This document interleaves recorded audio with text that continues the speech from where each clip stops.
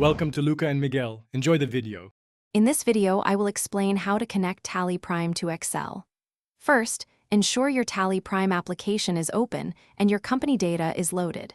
Next, you will need to open the ODC Data Source Administrator on your computer. This is a crucial first step to establish the connection.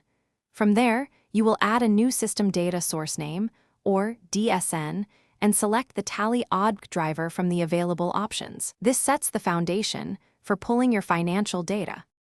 Now, let's configure your Tally ODC DSN. You will need to give your new data source a clear, descriptive name, something like Tally Prime Data. It is also helpful to add a brief description so you can easily identify this specific connection later. Most importantly, you must specify the Tally Prime port number, which is typically 9000. This port allows Excel to communicate directly with your running Tally Prime instance, ensuring a smooth data transfer. With your DSN configured, it is time to import the data into Excel. Open Microsoft Excel and head over to the Data tab in the ribbon. From there, select Get Data, then from Other Sources, and finally from Microsoft Query. This will open a wizard where you can choose your newly created Tally Prime DSN. Select the specific tables or views you wish to import, such as ledgers or vouchers, to bring your financial information into your spreadsheet.